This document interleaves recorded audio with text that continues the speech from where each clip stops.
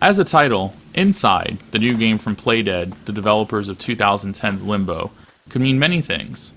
It describes the journey of the main character, a young boy who's attempting to make his way into the center of a dark project. It could also mean how the game burrows inside your head. And it will. And it'll stay there for a long time. Limbo was one of my favorite games of the last generation, and Inside maintains and even exceeds the level of quality, jumping ahead of Limbo in visual and puzzle design.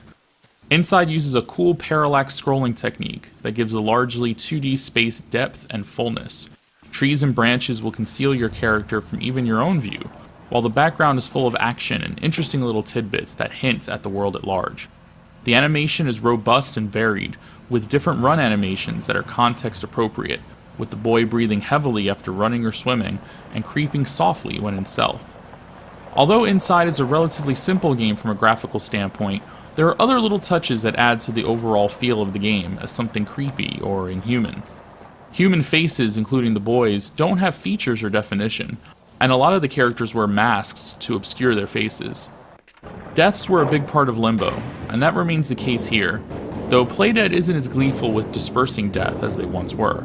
Deaths in Inside are fewer in number, though there are some sequences where death feels cheap and unavoidable.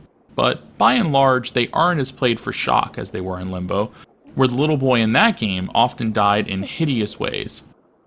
Here, there are some disturbing deaths, primarily when drowning or being mauled by a dog, but most deaths are innocuous. Inside's puzzle design reflects the 6 years of development time between this and Limbo. Whereas Limbo feels like a freshman year college paper, Inside feels like a doctoral dissertation on puzzle design, save for one puzzle early on involving birds that really doesn't make any sense.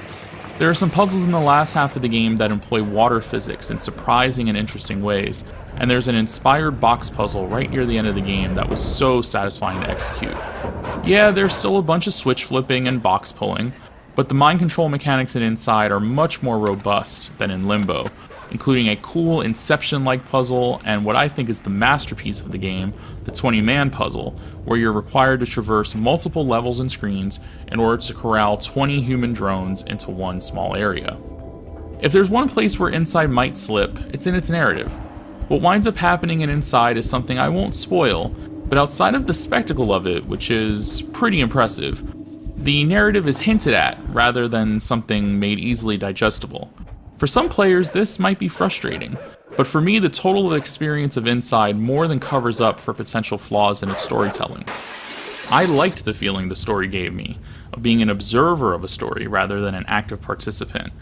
Inside often presents what's happening with some level of distance between the character and the player, sometimes choosing to have you operate with a perspective that's behind glass, or through the lens of security footage, which gives credence to some theories that the boy isn't acting of his own free will.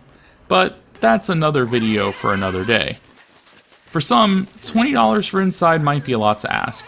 It's about 4 hours long, though there are numerous collectibles and a secret ending to find. I've enjoyed playing through it a second time on PC just as much as I did on Xbox One a few weeks ago, and multiple playthroughs allow you to focus in on background elements you may not have seen the first time through. For me, it's more than a fair price for the level of thought and polish that went into the game, and it comes highly recommended from us here at the Post Game Podcast.